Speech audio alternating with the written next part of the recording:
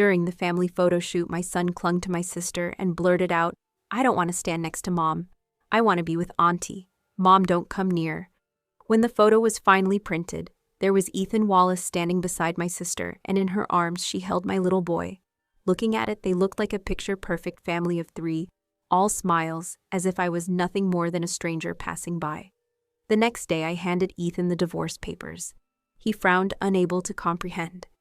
"You want a divorce over something this trivial?" I stared right into his eyes and said with unwavering seriousness, "Yes, exactly because of this." On the day of the divorce, we were both calm, almost businesslike. The company shares would be his, while I would take the cash from all the stocks and stock options. He would keep the 3 Manhattan apartments. I would take the beach house in California. The 2 estates and the vineyard in Napa Valley would be divided between us. We had accumulated a fortune during our marriage, but compared to the wealth of the Wallace and Parker families, it was almost nothing. The division of assets was smooth, only the matter of child custody lingered. Liam was only 5 but sharp for his age. He ran into Ethan's arms and shouted, "I'm staying with Dad." Then he turned to look at me with wary, defensive eyes, as though I was some heartless stranger trying to steal him away. I couldn't help the bitter laugh that escaped me. That wasn't the look of a child toward his mother. It was the look you give to someone untrustworthy, even dangerous. Perhaps sensing that I might fight for custody, Ethan glanced at me and said, "Let Liam stay with me. He's a Wallace after all. I can give him a better life. And you've heard him, he doesn't want to live with you. Besides, Sophia is your sister and his aunt. She'll take good care of him if you're worried." I cut him off, my voice steady. "Who said I want custody?" Ethan froze, and even Liam's eyes widened in surprise. After a moment, Ethan's expression shifted, suspicious.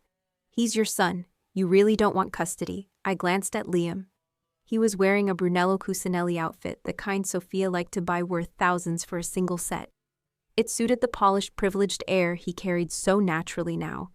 The disbelief in his face was almost comical.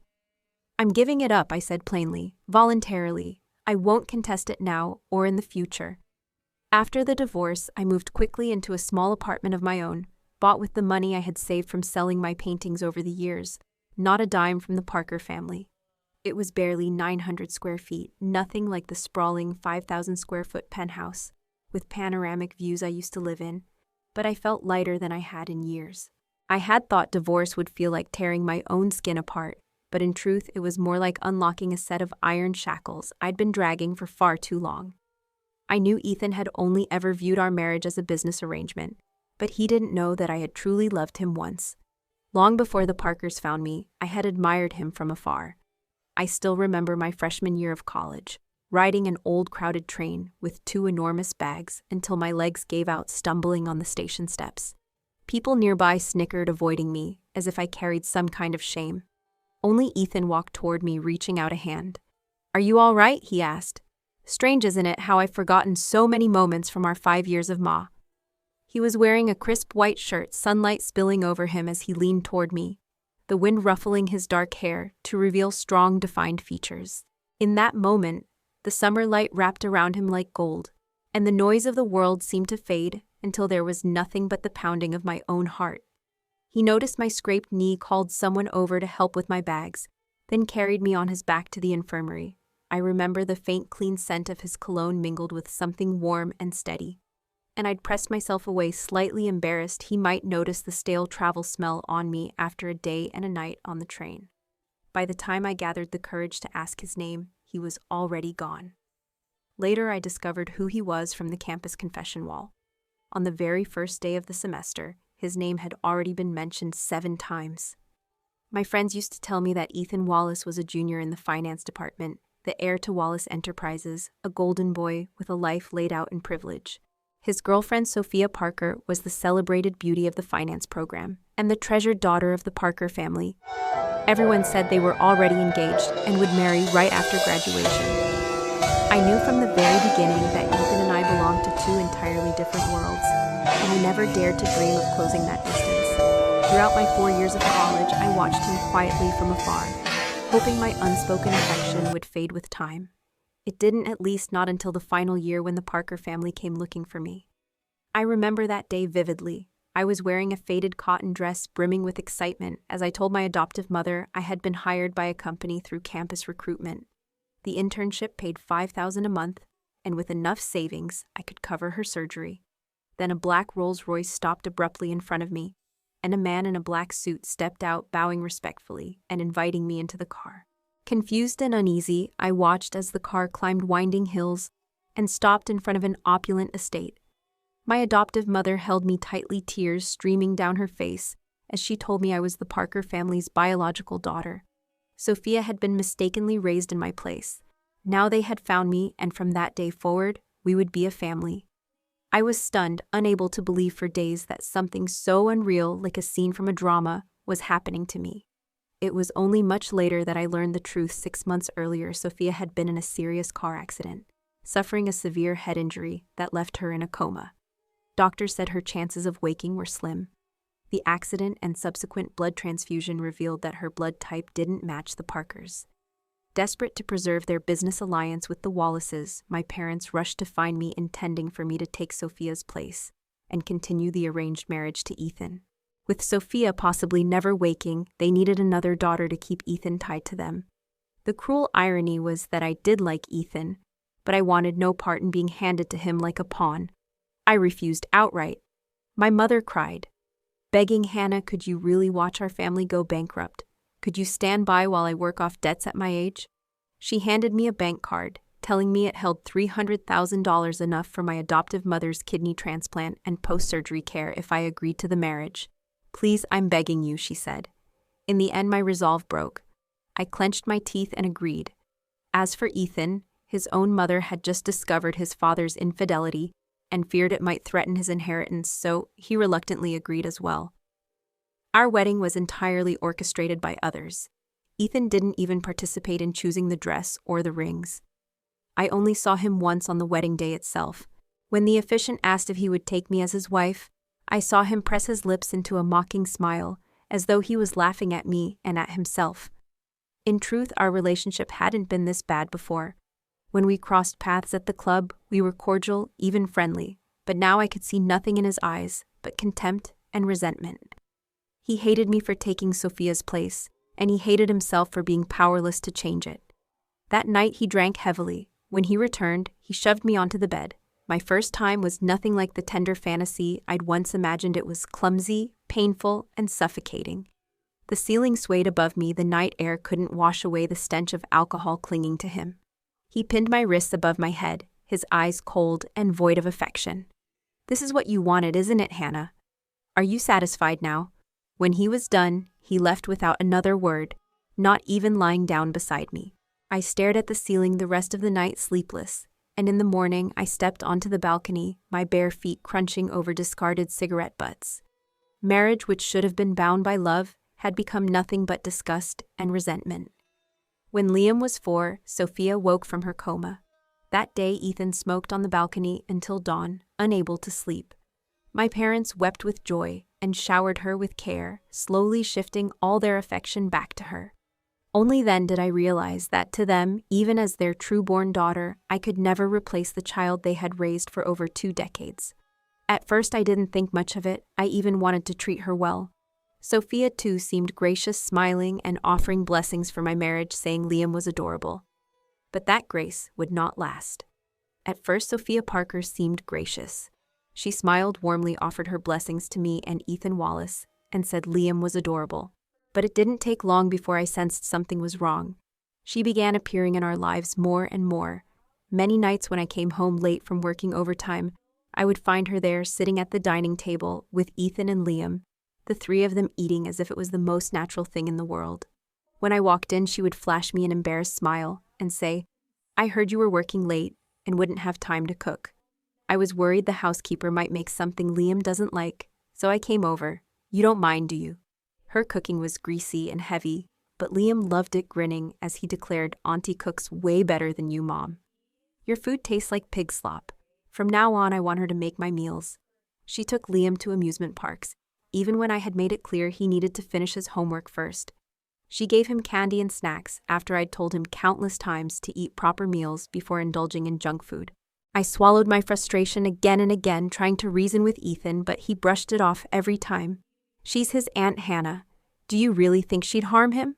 Let the kid have some fun. You just don't like seeing them close, that's all. Meanwhile, Ethan and Sophia grew more comfortable with each other, and Liam's attachment to her deepened. Sophia could play the piano, spoke 4 languages, and was effortlessly elegant. Liam began to look down on me, his own mother. Though I was recognized as the Parker family's rightful heir, I had spent years struggling to fit into the upper-class world, yet I could never master the natural grace that came so easily to her. Among his peers, some children even mocked that Liam's mother was just a small-town girl from the countryside. Slowly, Liam began to distance himself from me.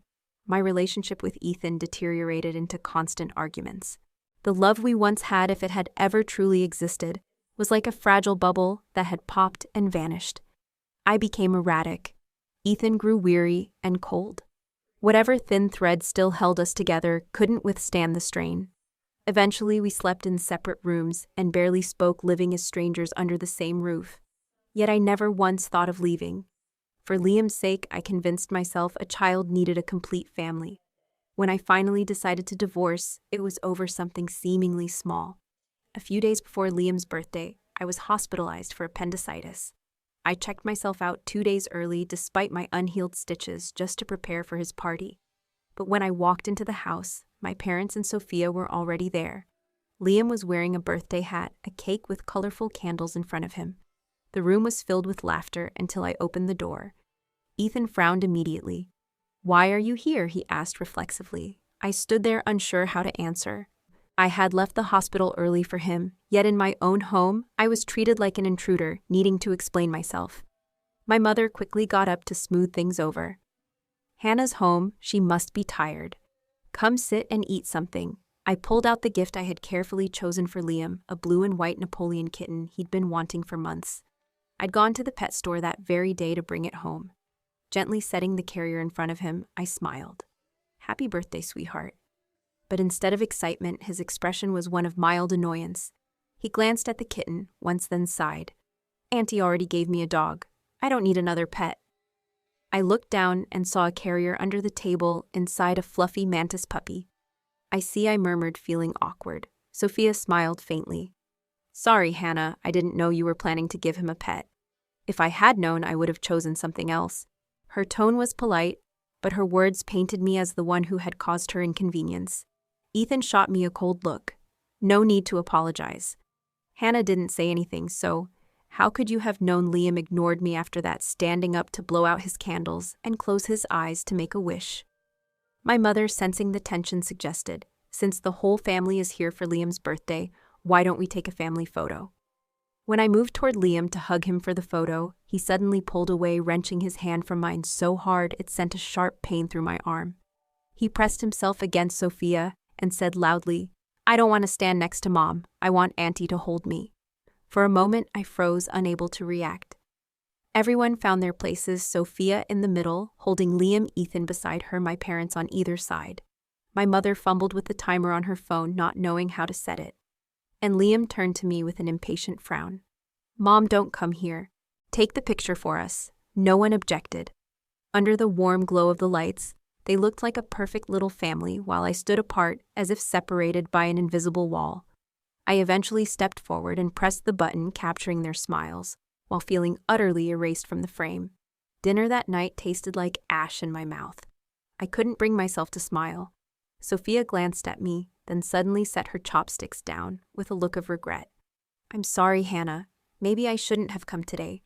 I just wanted to celebrate Liam's birthday. Did I intrude? If it upsets you, I won't come again. I don't want to make you unhappy." Before I could answer, my mother spoke, her voice heavy with concern. "What are you saying? We're family. Don't say such things. I only worry Hannah might not be comfortable, that's all." Ethan's face darkened. "If she's unhappy, that's just her being petty. You went out of your way to do something nice for Liam. How could that be a bother?" Sophia bit her lip, then stood up. "Maybe I should go. You all keep eating. After all, I'm not your real daughter, and you're the true family here. It's only natural you wouldn't want me around." My mother quickly grabbed her arm. "Don't say that. You've always been like a daughter to me. Then she turned to me, a note of reproach in her eyes. Hannah, your sister came here out of kindness to celebrate Liam's birthday. Why are you acting this way? Ethan looked at me, his voice flat. Why did you even come back? We were having a good time. Before I could speak, Liam wrapped his arms around Sophia's legs and shouted, I don't want Auntie to leave. Then he turned to me with a glare far too sharp for a child. I hate you. If anyone should go, it should be you. His innocent eyes carried a cruelty that cut deeper than any blade. It's your fault Auntie's upset. Why did you have to get better so fast? If you were still sick, you wouldn't be here now. I stood in the living room stunned, staring at the boy I had nearly died, giving birth to the child I had poured every ounce of love into. My heart felt as if someone had carved a hollow into it, leaving only raw pain. From beginning to end, I said nothing yet. Every gaze in that room was aimed at me, with anger shielding Sophia behind their collective wall of protection. After a long silence, I grabbed the suitcase I hadn't even unpacked yet, and walked toward the door. Passing Sophia, I murmured, Don't leave. I'll go. We had never hidden the idea of divorce from the family, and almost immediately my mother called, her tone laced with accusation. You're ending your marriage over something so trivial. Marriage is not a game. Have you even thought about your child? Do you really want to leave him without a mother? I answered calmly. He already has the mother he loves most, Sophia. I'm sure he'll be perfectly happy, my mother snapped back. You're stubborn and extreme about everything. This must be how your adoptive parents raised you. Exhaustion settled over me. Enough. There's no need to keep up the act. Ever since Sophia woke up, you've been trying to push her and Ethan together. Isn't it true you've been hoping I'd divorce him so she could marry him? My mother faltered for a moment before raising her voice defensively. How can you say that? You're both my daughters. I don't favor one over the other. Do you really think I'd only love Sophia and not you? I didn't answer. I wasn't naive. From the moment she came back, they had orchestrated every chance for her and Ethan to grow closer, all because they pitied her. And in their eyes, a good man like Ethan was someone who should rightfully belong to Sophia. Don't worry, I told my mother flatly. Once I divorce Ethan Wallace, he'll marry Sophia Parker soon enough. Your family's business won't be affected. And I won't take a single cent from the Parkers. Just pretend you never found me. What are you saying, Hannah? She started. But I hung up before she could finish. I stared at my phone for a moment, then blocked her number before she had the chance to call back. I quit my job, bought a plane ticket to Kenya, and for the first time in years, I felt unshackled. My life had revolved entirely around Ethan and Liam, but now I was finally free. A strange exhilaration took hold of me. I wanted to see the world. On the plane, I discovered that the passenger next to me was a strikingly handsome young man. He wore a teal silk shirt, his lips full and red teeth straight, and white hair swept neatly back from a high crown. There was a refined elegance to him, but without the pretension.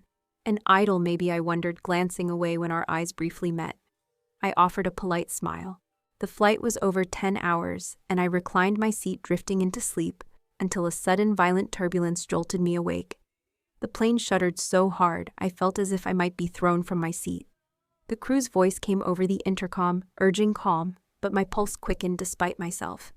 Then someone bumped into me. I turned to see the handsome young man beside me, his face pale, voice trembling. I'm sorry, but... May I hold your hand? I blinked in surprise. He quickly added, I don't mean anything inappropriate, I'm just terrified of heights. His voice shook, those beautiful almond-shaped eyes dark with fear, lips drained of color and quivering. There was no way any woman could refuse a request from someone who looked like that. Holding hands was nothing, honestly. If he had asked for something more, I might have still agreed. Sure, I murmured.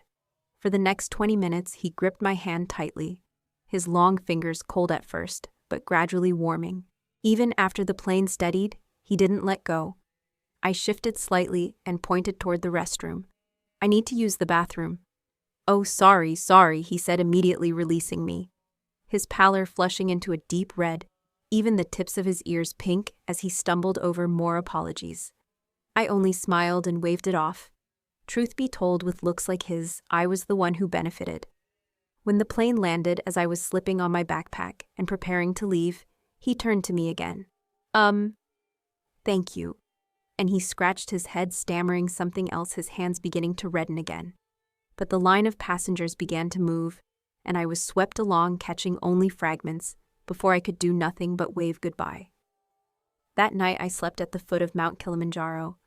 The sky above the savannah was alive, vast, brilliant, unclouded.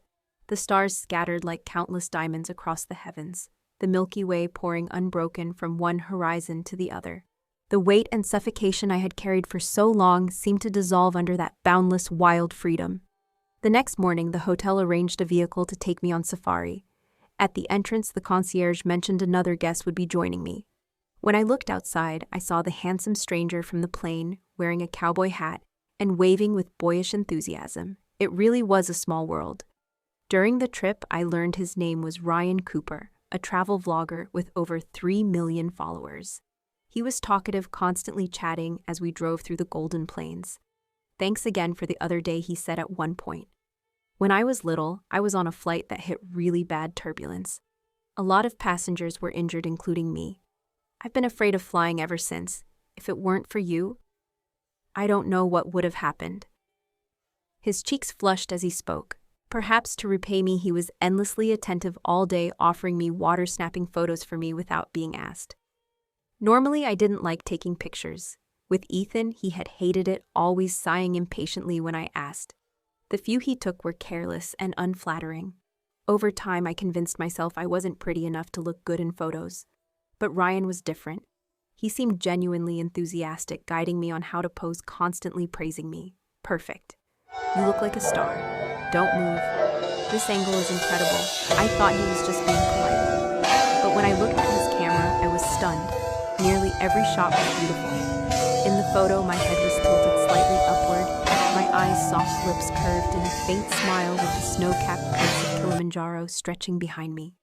Over the next few days, Ryan Cooper and I spent nearly all our time together, taking photos for each other, exploring, sharing meals.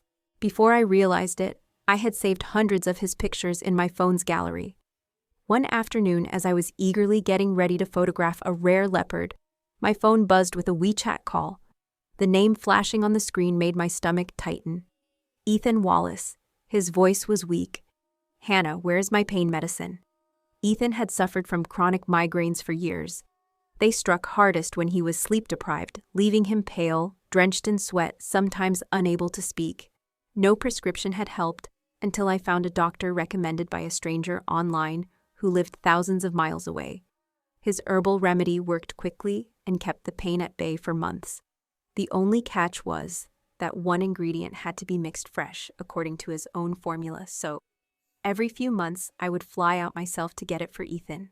I remembered clearly that before I left, there was still some medicine at home. "Left drawer of the TV cabinet, second one down," I told him. After some rustling on his end, he came back flatly. "It's gone." "Then it's gone," I replied, almost flippant. "There's a business card in the drawer. You can go get it yourself." For years I had kept the supply stocked, never missing a date, always noting when to restock. I had never mentioned it aloud, and I doubted Ethan had ever noticed. There was a long silence on the line. Just as I was about to hang up, he spoke again, his voice stripped of its usual edge, maybe softened by the pain. "Hannah, there are still more than 10 days left before the divorce is finalized.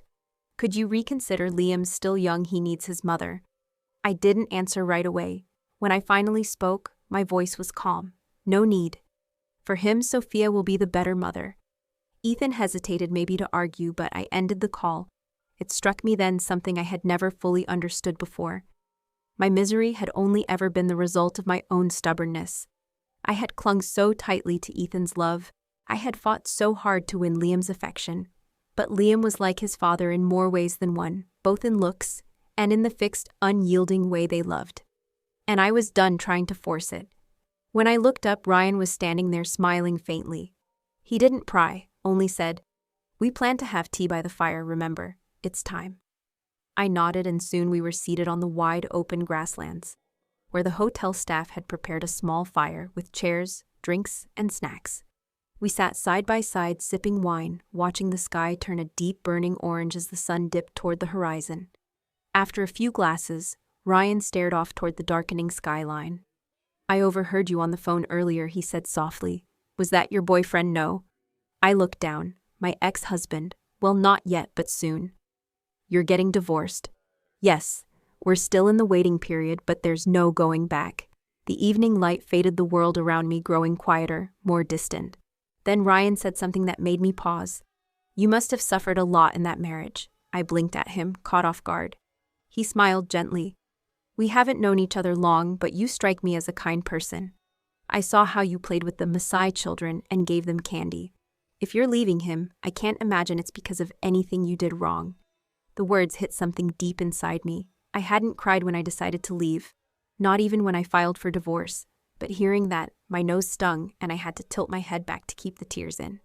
Maybe it was the anonymity of this place, or maybe it was the wine loosening my guard, but I found myself saying, they didn't love me.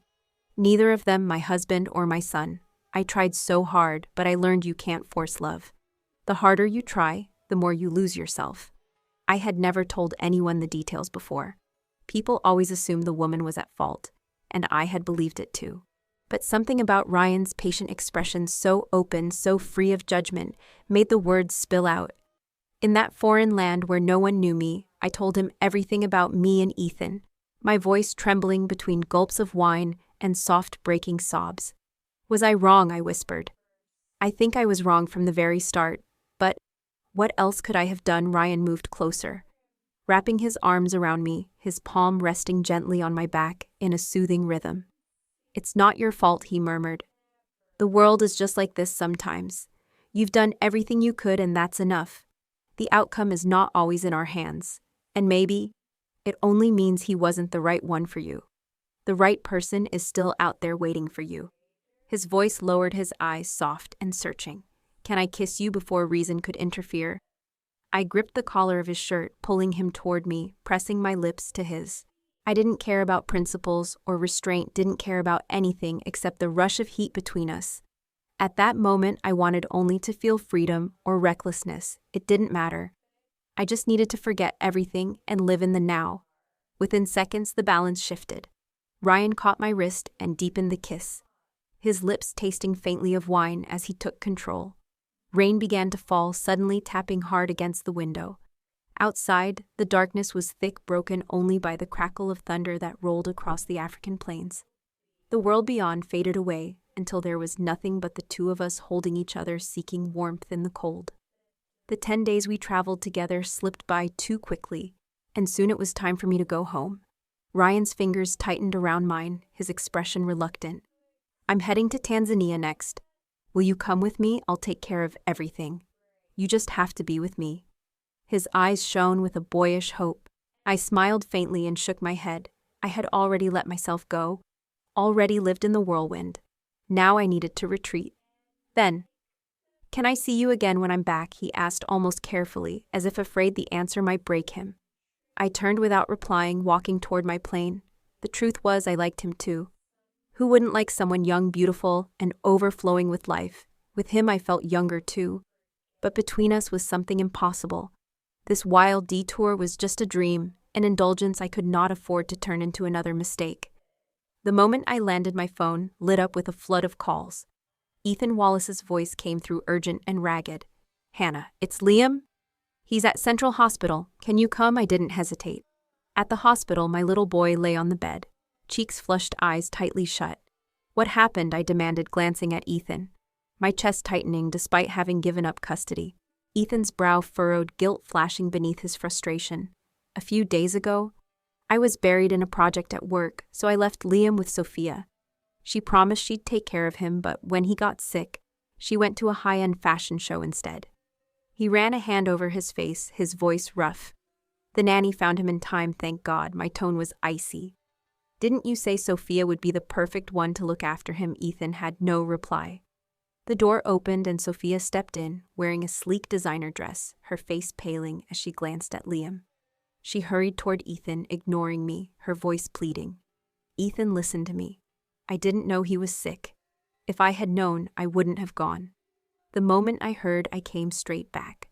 Ethan's gaze sharpened. You've been here for a full minute, and you haven't even asked how he's doing. Liam woke up just a few minutes ago and told me he told you he wasn't feeling well. You said you'd get him a cake, and then you left. His lips curved into a cold, humorless smile. You said one thing and did another.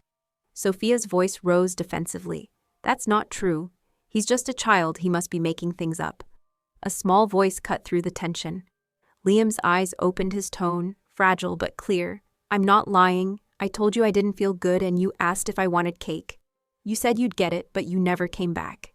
His eyes, once so trusting toward her, were now cool and distant. I know you want to have a baby with Dad. You don't like me. You want me gone, don't you? The words froze me. In all my memories, Liam had clung to Sophia, never speaking to her in such a detached, accusing way. Her face flushed crimson as the lie unraveled in front of us. Sophia sank into the chair beside Liam's bed, her voice soft and coaxing as she reached for his hand. Sweetheart, what are you saying? I didn't mean to upset you. I didn't know you felt that bad. You love cake, don't you? Let me get you the biggest, most delicious one. But Liam pulled his hand away and turned his head toward the wall. I stepped outside, wanting to speak with the family's longtime nanny. She had always been kind to me, and over the years, we had built a quiet trust. Seeing me now, she sighed heavily. Miss the young master really is pitiful. He's still so little. He doesn't understand how the world works. He thinks whoever spoils him must be good to him. But the truth is, only a mother truly loves her child. What happened? I asked. How did things come to this? The nanny lowered her voice after glancing toward the hospital room. I don't mean to speak ill of Sophia, but before her kindness to Liam was mostly to please Mr. Wallace. Once she managed to push you out of the house, she started treating him with indifference. Sometimes when he came to her, she wouldn't even smile. Just the other day I overheard her telling Mr. Wallace she wanted her own child. Think about it, when that happens, where will Liam stand? I even suspect she left him alone this time on purpose. Maybe she thought once she had a baby of her own, he'd just be in the way. She caught herself, eyes flicking to my face. Perhaps I'm overthinking. When I returned, Liam was lying under a white hospital blanket, an IV line running to his small hand. The fever had broken, and the doctor said he'd be fine thanks to timely treatment. I sat with him for a while, but as I stood to leave, his voice, soft and trembling, stopped me. Mom, he whispered, lifting his small hand toward me, his eyes glistening like a puppy abandoned on the side of the road. Can you stay a little longer? I miss you. I should have felt nothing but love and sorrow for my son. And yet, strangely, I found that I didn't ache the way I used to. My mind replayed the image of him clinging to Sophia, telling me I was the one who should go. Rest now, I said gently. I have to go. His lips parted as if to say something, but no words came, only the silent path of tears down his cheeks. Ethan caught up to me in the hall. Hannah, he called, his tone heavy, his face drawn. I've been thinking. You're right, I was wrong before. I was too close to Sophia when you came into the picture. I couldn't adjust my feelings quickly enough. But now I see clearly. We're married. We have Liam. We've had happy years together, and our son needs both of us. Come home. I looked at him, and the absurdity of it almost made me laugh. When I had fought with all my heart to keep our family together, he had treated me like I was nothing. Now when I was truly done, he wanted me back. Maybe it's just human nature, we only value what we lose. I said nothing, only turned and walked away. That night as I was painting, there was a knock at my door. I approached cautiously. Who is it? A warm voice answered from outside. New neighbor. I just moved in and wanted to say hello. I opened the door and froze. Ryan stood there in a crisp white shirt, sleeves rolled to his elbows, hair falling slightly over amber eyes. He was smiling, holding up a tray of cookies. I baked these. Want to try? Shock kept me silent. Why are you here? Since coming back from Africa, I hadn't contacted him once, ignoring every message he sent. I had convinced myself we had no future, that it was better to cut it off, before it turned into something painful. His gaze was half teasing, half wounded. You're really cold. You know that I sent you so many messages, and you didn't reply once. Was I just some vacation fling to you? I stammered, still trying to catch up. Weren't you supposed to be in Tanzania? He let out a mock huff. After you left me like that, you think I could still go? The moment you boarded that plane, I booked the next flight home. Ryan didn't even try to hide his smugness. I didn't stalk you if that's what you're thinking. But you once posted on social media that you lived in this neighborhood. I just asked the building management a couple of questions, and voila. His tone was light, almost playful, but his next words landed like a stone. I bought the house next door. paid 50% over market price. The owner couldn't say no. Then, without waiting for an invitation, he stepped inside, casually opening my shoe cabinet. When he noticed there were no men's shoes, a quick smirk crossed his face before he hid it again. "My place is still under renovation," he said, matter-of-factly. "You'll have to let me crash here for a few days. Otherwise, I'll just have to sleep on the street." He dropped onto my sofa as though it were the most natural thing in the world. I crossed my arms. "This is my house. Who said you could stay here?" Ryan shot to his feet, frustration flashing in his eyes. "What's that supposed to mean? Are you the kind of woman who just walks away after sleeping with a man? Do you know how old I am?" 23. That was my first time, Hannah. My first time. You took that from me, and now you want to abandon me. Do you know what that means to a man? It's priceless. How am I supposed to find a wife now? Am I just meant to live alone forever? Wait, what? My head spun as his voice rose. "That's not what I meant." "Then what do you mean?" he demanded. "If you don't want me, I'll jump off your balcony right now." Half an hour later, he was still on the sofa, arms crossed in mock outrage. I handed him a glass of water. "Don't be angry. You must be thirsty after all that yelling." He turned away with a huff, refusing to look at me. I couldn't help but laugh. "Fine, stay here. But just so you know, you're exhausting." His expression softened slightly. "At least you know how to be reasonable." And so began our messy but oddly comfortable cohabitation. We weren't exactly lovers, not exactly friends. Our relationship had no clear label. But in day-to-day life, we did almost everything couples did. As a housemate, Ryan wasn't bad at all. Despite his expensive clothes and well-groomed appearance, he had no spoiled rich boy habits. He was tidy, hardworking, and to my surprise, an excellent cook. More importantly, he was meticulous. His laundry, socks and underwear included, was always washed immediately. He never left a mess. The bathroom was spotless, and he even picked up my stray hairs from the shower floor. I had to admit, living with him made my days brighter. He made me understand why men enjoyed having someone who cared for the home so well. In his company, I almost forgot the ache of my failed marriage. Every evening after dinner, we'd take a walk. Back home, he'd work on his laptop for a bit, before we'd curl up on the sofa to watch a movie. The only point of contention was our wildly different taste in films. We battled over the remote daily. "Why should I let you pick just because you're a woman?" "That's not fair," he'd protest. "Rock, paper, scissors. Best 2 out of 3. Eventually, we agreed odd days for horror movies, even days for romance. I chose the horror films. He chose the romances. Somehow we lasted like that for over 2 months. By the time my birthday rolled around, we had settled into a rhythm. Birthdays had never meant much to me. My family never remembered, and Ethan certainly hadn't. The only person who ever did was my adoptive mother, and she had passed away the year before. Sometimes even I forgot the date. So when I came home to a table covered with dishes and a birthday cake, I was momentarily confused. "What's the occasion?" Ryan stepped forward and tapped me lightly on the forehead. "You forgot your own birthday." It took me a moment to register. He looked almost giddy. His hair carefully styled, each strand catching the soft light. The silk shirt hugged his broad shoulders and tapered to his narrow waist, the black trousers making his legs seem impossibly long. And then there was the apron printed with a comical mustache that somehow made him look both charming and a little ridiculous, like a playful husband in a sitcom. The bathroom was always spotless, and even the strands of hair I shed in the shower disappeared as if by magic. I had to admit, since Ryan had been around, I finally understood what men meant when they said having a capable partner made life brighter. Each day felt lighter, the house warmer, and my mood softer. With him there, the sting of my divorce had dulled to almost nothing. After dinner each night, we would take a walk, then curl up together on the sofa to watch a movie. The only problem was our wildly different tastes. We fought over the remote daily, Ryan shouting, "Why should I let you pick just because you're a woman? We should be fair, rock, paper, scissors."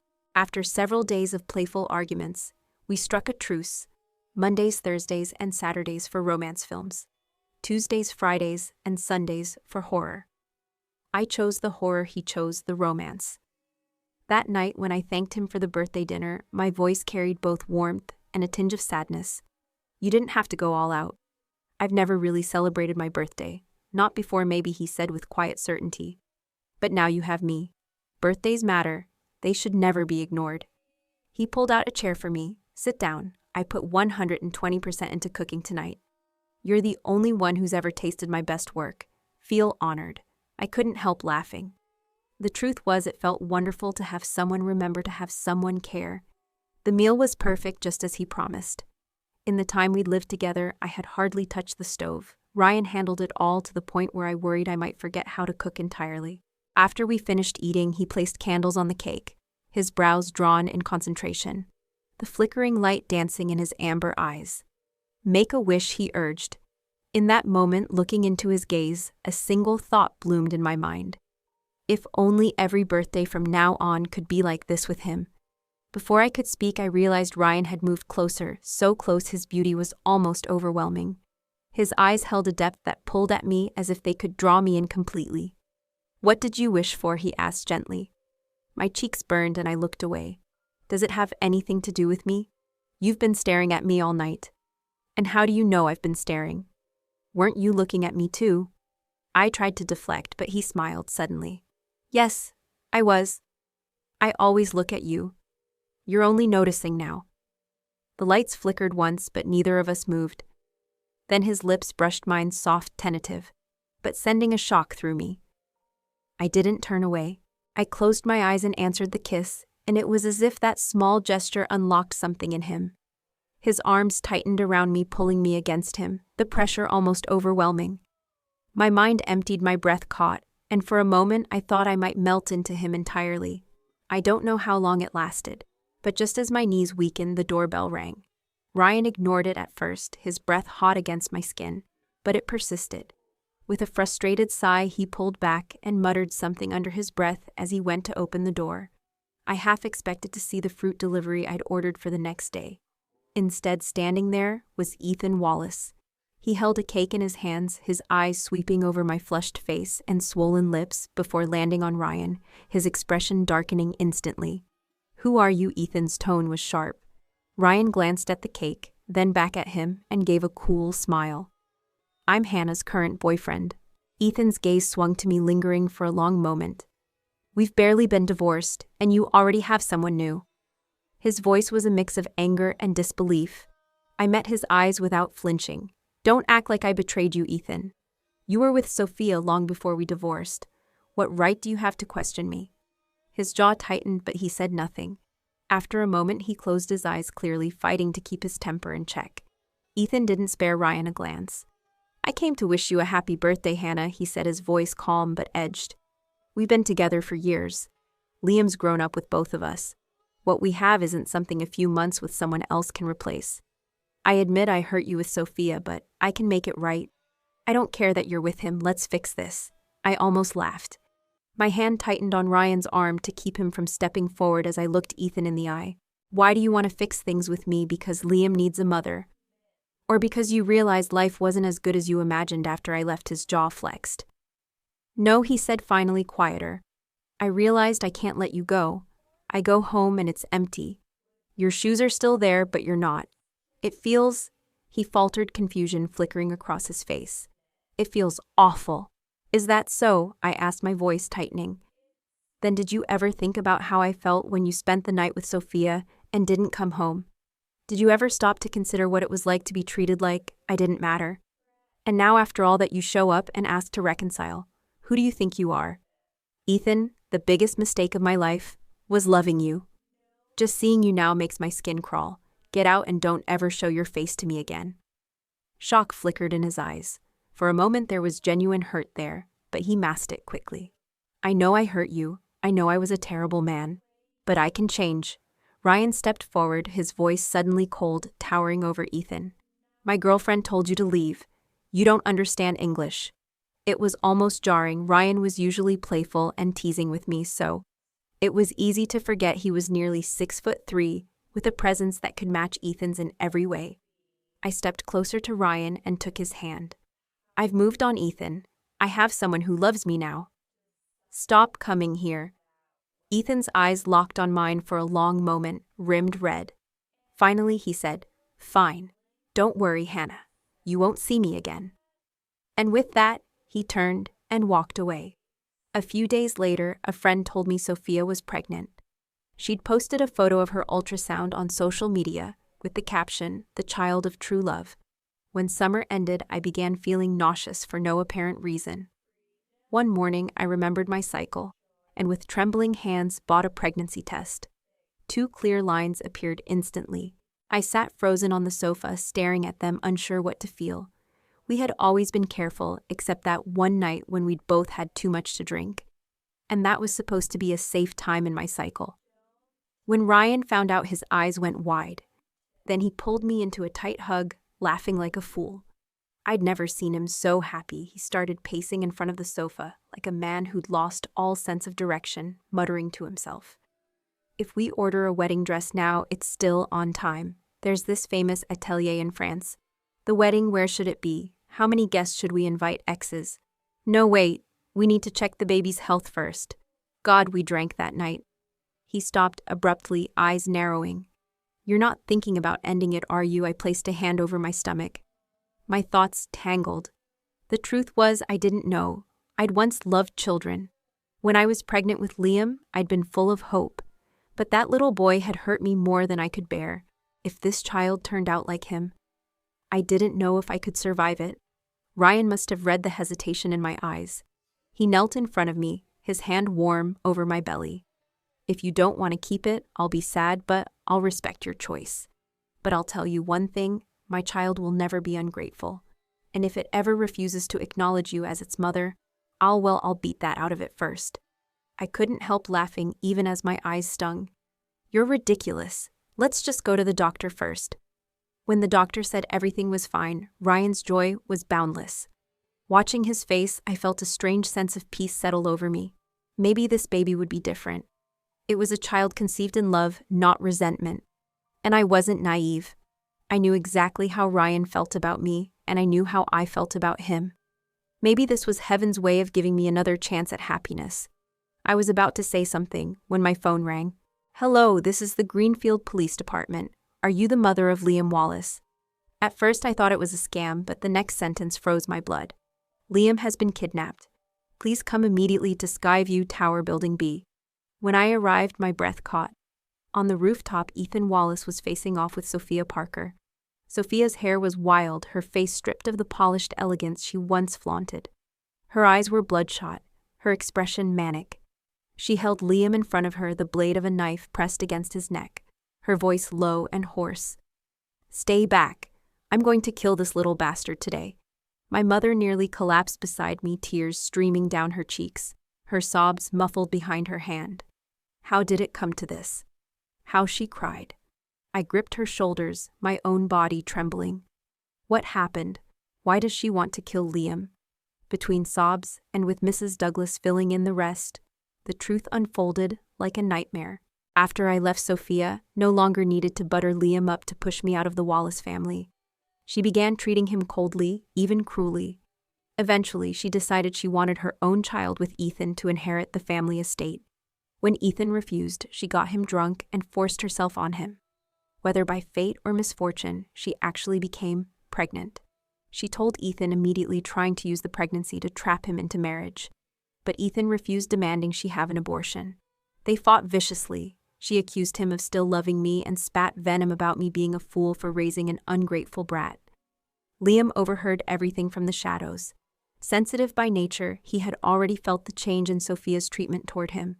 Whispers from relatives that a stepmother would never truly care for him, and that a biological child would take his place in the household, had planted a deep fear. That day when Sophia came down the stairs, Liam snapped. He shoved her from behind. She was rushed to the hospital, but the baby was lost.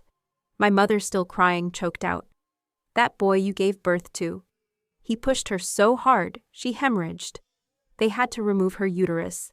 She'll never have children again." Of course she's lost her mind. I stood frozen. I could never have imagined that in the time I was gone, things had spiraled this far.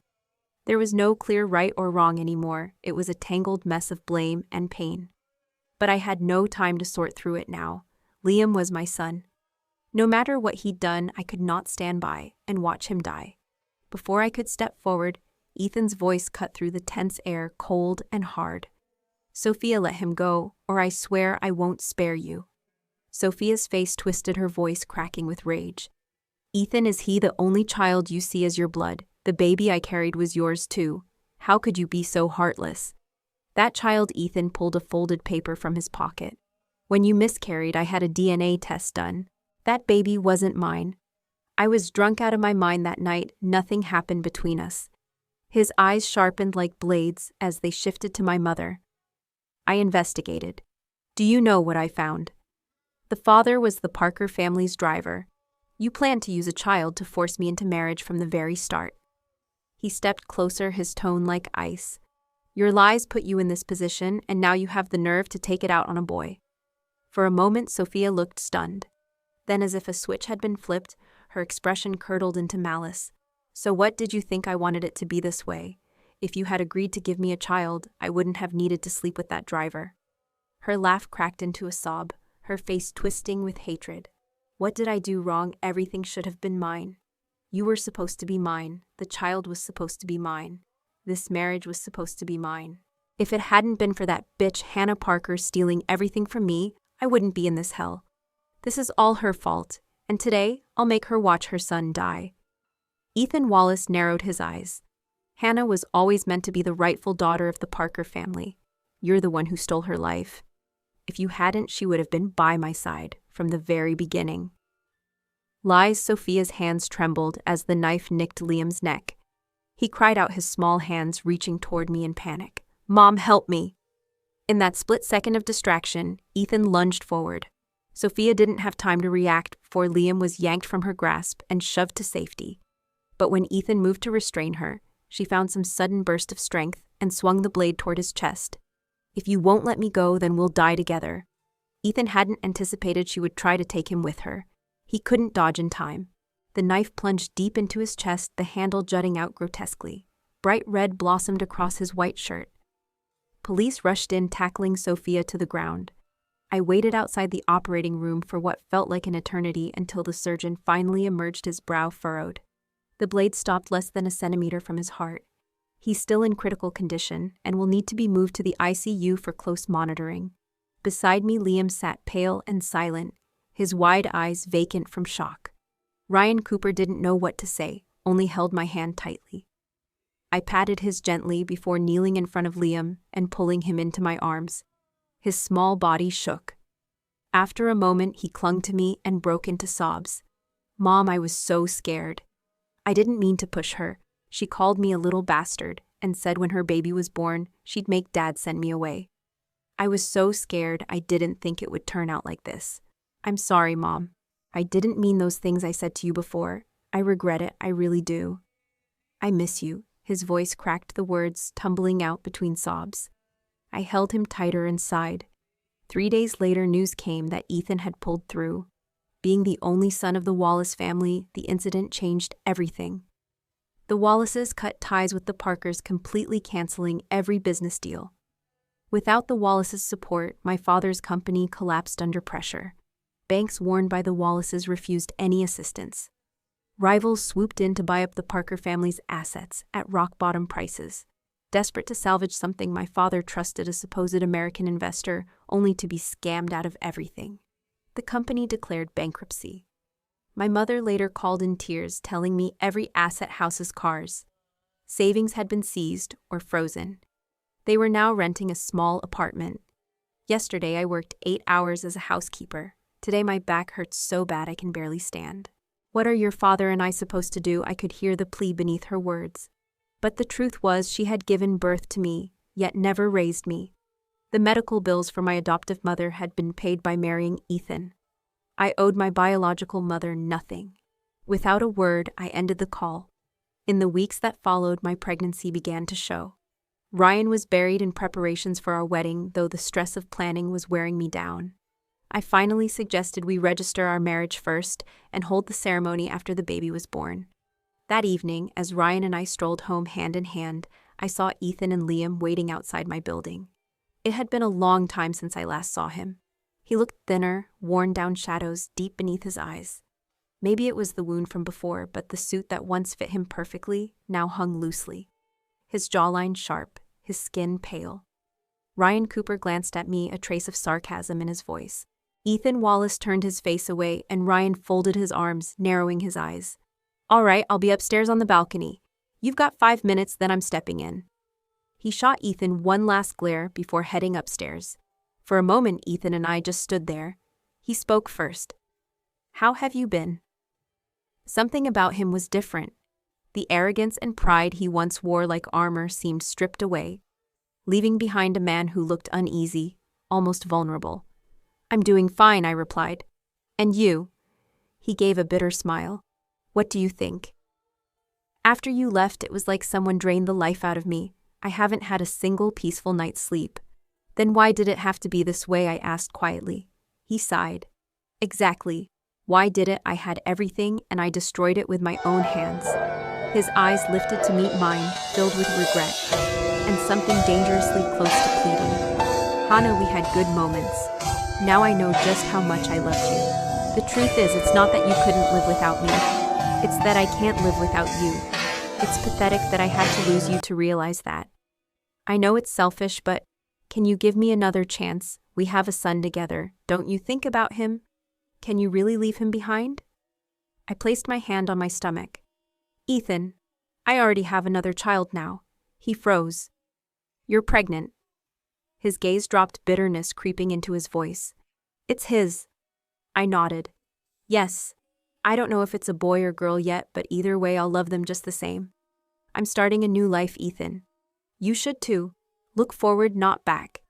Before he could respond, Liam burst into tears. I don't want you to have another baby. If you have another, you won't want me anymore, right?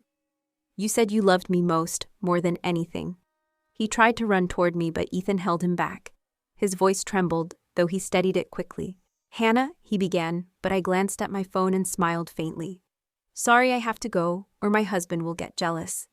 Without waiting for a reply, I turned and walked away. I could feel his gaze on my back long after I left, but I didn't turn around. 5 months later, I gave birth to a beautiful baby girl. She had my eyes and face shape, Ryan's nose and mouth, and soft, fair skin. Her big, dark eyes sparkled like little grapes. She clung to me, constantly crying whenever I wasn't near. Ryan was completely smitten, naming her Emily Grace Cooper. 6 months later, we held our wedding in Sri Lanka. On the day of the ceremony, I received a small red envelope. Inside was a check with a long number and no sender's name, only a few handwritten words. May you have a long and happy life together. I turned toward the distant tree line and caught a glimpse of a man in a suit before he disappeared. What's wrong? Ryan asked, slipping an arm around my shoulders. I shook my head. Nothing. Let's go, the ceremony's about to start. We walked away together, but somewhere else in another quiet corner of the city, Ethan sat across from a woman in a restaurant. She was speaking, but his eyes wandered toward the street beyond the glass. A strange thought crossed his mind. Her little girl must be starting preschool soon. There's a good one nearby. If she enrolls her there, would she pass by here when picking her up? The woman coughed softly. Mr. Wallace, Mr. Wallace. He blinked, snapping back to reality. Sorry, what were you saying? Her smile faded. Nothing. Just that I think we're not a good match. Maybe we shouldn't see each other again. Ethan didn't feel disappointed, more like it was what he expected. Right, it's always like this. Later, the same woman contacted him twice, more perhaps reconsidering because of his circumstances, but he never replied. ChatGPT John Noy, Ethan Wallace, had turned down every introduction, every suggestion to meet someone new. The whole process felt dull, meaningless. By the time he reached 40, even the well-meaning relatives and friends stopped trying. It was as if everyone had silently agreed that he had chosen to grow old alone. But that wasn't quite true. Ethan didn't see himself as someone destined for solitude. He just hadn't met the right person again.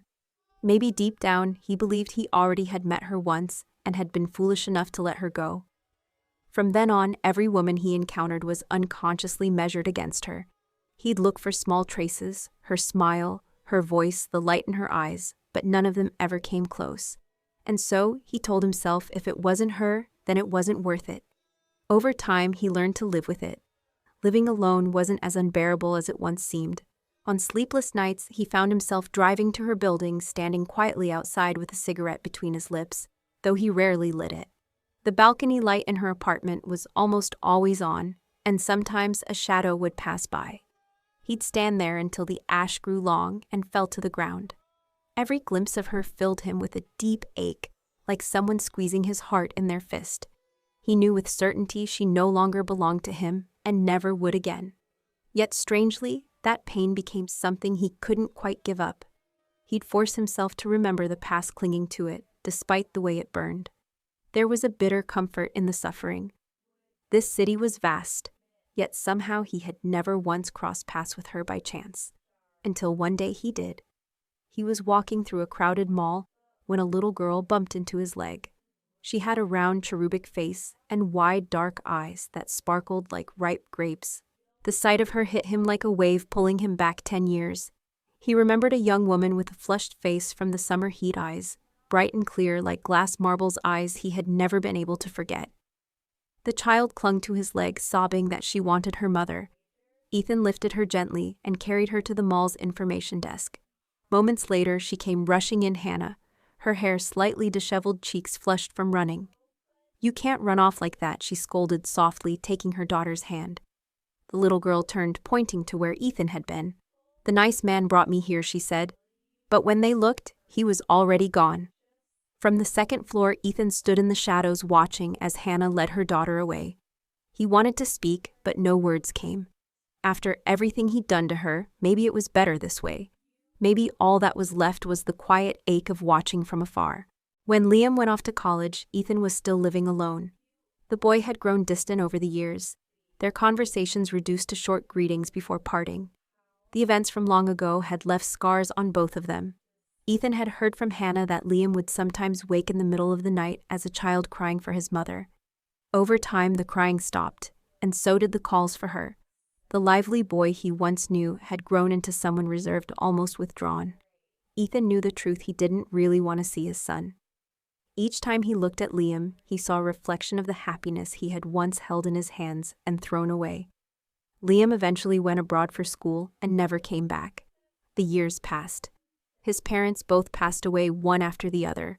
Now there was no one left, no family, no partner, no child who came home to visit. Just Ethan Wallace alone, with the weight of everything he had lost.